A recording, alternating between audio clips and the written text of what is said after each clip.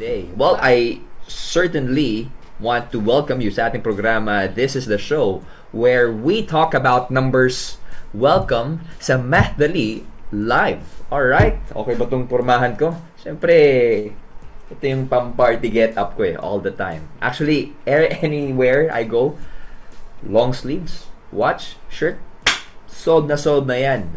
At alam nyo ba kung saan ako pupunta? Pupunta tayo, siyempre, sa isang masayang surprise party and invited kayo sa ating celebration. Medyo busy lately kasi naghahanda kami para sa isang matinding celebration para sa kaibigan kong si Alan. Medyo marami kasi kaming kaibigan na invite, including you guys. So please bear with us. And sana makihalubilo kayo sa amin dahil mag-share tayo o patak-patak sa gastos bilang regalo natin para sa kanya. Maghanda na ang lahat dahil ang topic natin for today ay place value and value. Ang place value ay tumutukoy sa posisyon ng digit sa given number. Ito yung tinatawag natin na isahan o ones, sampuan o tens, daanan o hundreds, and so on. Maraming mga place values yan. Samantala, yung value naman ay yung halaga ng digit sa given number. Okay? Place value, value, halaga. Swak na swak yung topic natin for today dahil kailangan ko ang tulong ninyo all the time. Kanina nabanggit ko na magkakaroon tayo ng isang surprise birthday party para sa aking kaibigan at ang task natin, kasama ka dyan, ay ang pamimigay ng invitation. Ang total na invited ay, get this, 137 o 147. Dami niyang friends, no? Ngayon, gamit ang given number, alamin natin ang place value at value ng bawat digits nito. Ilagay natin sa chart, okay? Para, syempre, mas madali yung ating magiging diskusyon. Ang place value ng digit na 7 ay isahan o ones. Alright, tandaan nyo na yan. Ang place value naman ng 3 ay sampuan o tens. At ang place value ng 1 ay daanan o hundreds. Alright? Alamin naman natin ngayon yung value. Okay? From place value, doon tayo sa value ng bawat digit. Ano yung value ng 7? O, tama. Sabi ni Raziel Glian, 7. 7 dahil ito ay isahan o ones. Ano naman ang value ng 3? Tama. 30 ang value nito dahil ito ay nasa sampuan o tens. Eh, ano naman yung value ng 1? Galing ah. 100 yung value ng 1 kasi nga nasa hundreds place value siya. Alright? Diba? Sobrang math dali lang. Okay. We will try this example. Sumubok pa tayo ng isang halimbawa. Ang isang handa sa birthday bukas ay fried chicken. Yan o.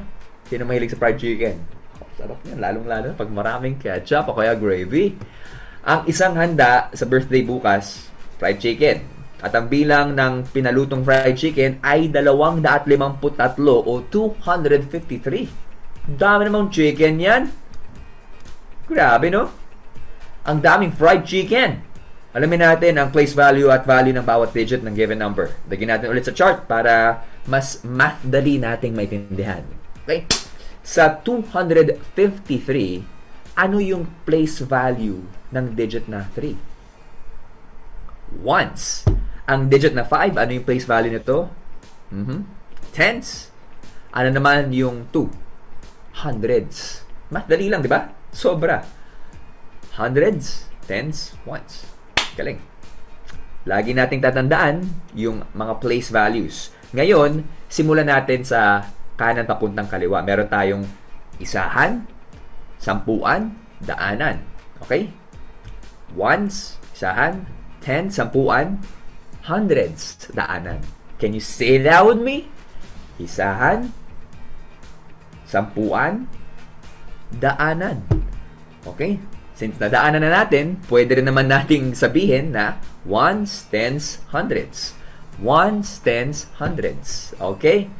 Ones, tens, hundreds. Para lang siyang ABC or 1, 2, 3. Matatandaan nyo yan. Alamin naman natin ngayon ang value ng bawat digit. Ano yung value ng digit na 3 doon sa 253? Value.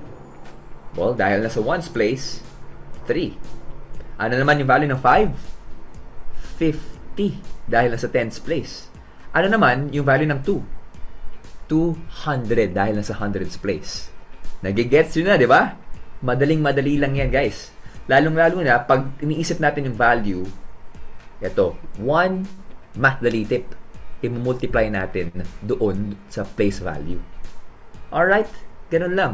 Kung ones, times 1. Kung tens, times 10. Kung hundreds, times 100. Paano kung thousands? Times 1,000. Kaling! Okay. Dahil love na love ko kayo, bago tayo magkaroon ng Math-Dali Quiz Time, kumuha tayo ng isa pang example. Mapunta tayo dun sa kaibigan kong si Patricia at magluluto siya ng Shanghai para sa birthday celebration bukas. Uy! Lumpiang Shanghai! Napakasarap! Ang goal niya ay magawa ng 675 na Shanghai. Okay, mahilig sa lumpiang Shanghai. Marami dito. Kahit ano yan, bangus, ano yan, seafood, pwedeng pork, and pwede ring vegetable Shanghai. Sarap. Alam nyo ba na kapag may handaan ako pupuntahan, agad-agad, Shanghai ang nauubos. First yan. Grabe yung pagkahilig ng mga Pinoy sa Shanghai, lalong-lalo na pag maraming kanin, tapos may sweet and chili sauce. The best. Okay, babalik tayo sa ating number. Ang given number natin ay 675 o 675. Ngayon, alamin natin ang place value ng bawat digits. Ready? Mabilisan to ha. Simulan natin sa 5. Okay. Oh, teka lang. Nawala yung chart. Paano na to? Oh, okay, numbers lang yung natira. Paano natin malalaman ang place value at value ng bawat digit? Okay, mag-alala. Memorize natin to. Naalala niyo yung pagkakasunod-sunod, di ba? Ones, tens, hundreds. Ones, tens, hundreds. Okay? Isahan, sampuan, daanan. Kayang-kaya na yan. Mapunta tayo sa 5. Ano yan? Ones. 7, tens.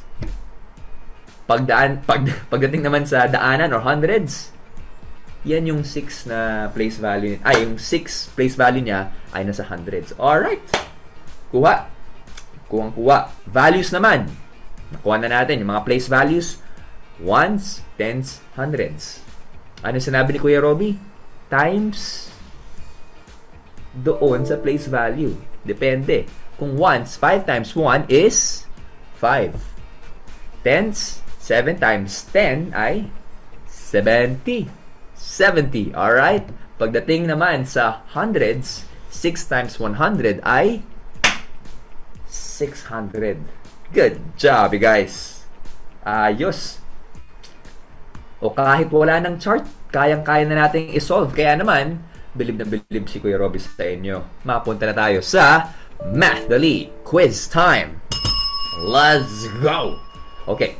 Classmates, for our Math-Dali Quiz Time, bibigyan ko lamang kayo ng 20 seconds to answer at magsisimula tayo sa question number 1. Handa ka na ba? Game! Ang regalo ng isa kong kaklase na si Jenny ay cookies naman. Yun yung specialty niya eh. At yun yung ibibigay niya para sa birthday party natin. Alright? Sarap yung cookies niya. Lalong-lalo na yung chocolate chip. The best.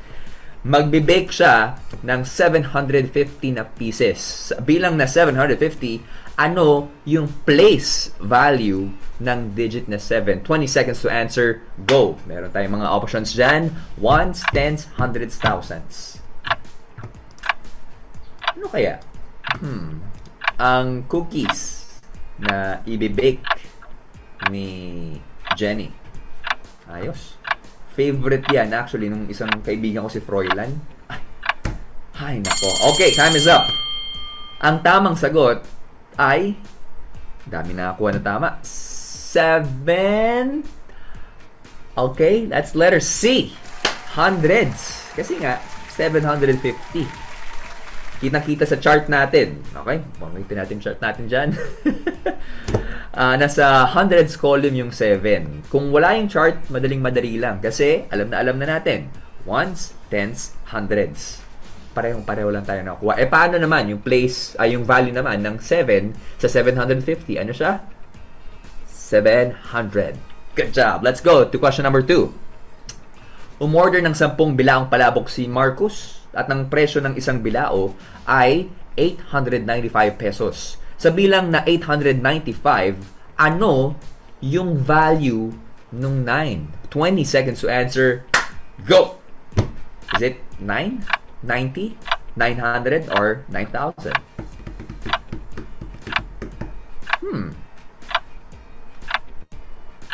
Again, guys, lahat ng mga gifts na binibigay niyo po sa Mathly, ayan, meron akong corona dito. Not the virus, but the actual crown. Alright, time is up. Okay. Sa bilang na 895, ano ang value ng 9? Since ang place value ng 9 natin ay nasa tens, 9 times 10 is equal to 90. Letter B, we are correct. Good job. Diretso tayo agad-agad sa question number 3. Para naman sa surprise birthday party bukas ni Alan, nagpagawa rin kami ng souvenirs para sa mga dadalo at kamag-anak ng birthday boy. Ano ba yung bilang ng souvenir na pinagawa kung ang number ay 420? Okay? Sa bilang na 420, anong digit ang nasa hundreds place? That is a question. Ang bilang ng souvenir ay 420. Sa bilang na 420, ano yung nasa hundreds place? 20 seconds to answer. Go. You got 3 options right there. 0, 2, or 4. 420. Ano nga ba yung nasa hundreds place? Ano nga ba? Ones, tens, hundreds. Okay? From right to left. Time is up. Ang tamang sagot, madali lang to. Letter C. Okay. Alamin natin kung paano nakuha. Alam ko naman na kahit walang chart ay kaya nating makuha ang place value dahil kabisado na natin yung place value mula kanan papuntang kaliwa. Okay? Ay, baliktad pala si Kuya Robby dito. Kanan, papuntang kaliwa. Ano ang place value ng digit na 0? Ones. Ano naman yung place value ng digit na 2? Tens. So, ano yung nasa dulo? Hundreds. At yun, yung value ng 4. Ano naman yung value or place value ng 4? Ano yung value ng 4? That is 400. Okay? Let's go to question number 4. Ito, favorite ko rin to. Barbecue sticks. Okay? At ang bilang ng barbecue sticks na papagawa natin ay 862. Madaling-madali lang tong katanungan na to. Tama o mali? Sa bilang na 862, ang place value ng digit na 6 ay 60. 20 seconds, go. Tandaan nyo, alalahanin nyo yung meaning ng place value at value. Sa bilang na 862, ang place value ng digit na 6 ay 60. Nga ba? Tama o mali? And time is up. Kung tama ang sinagot mo, your answer is wrong. Ang tamang sagot ay mali. Okay? Ang tamang sagot ay mali. Bakit? Tignan natin mabuti yung chart na to, Okay? 862. Ang place value ng digit na 6 ay 60. That is wrong.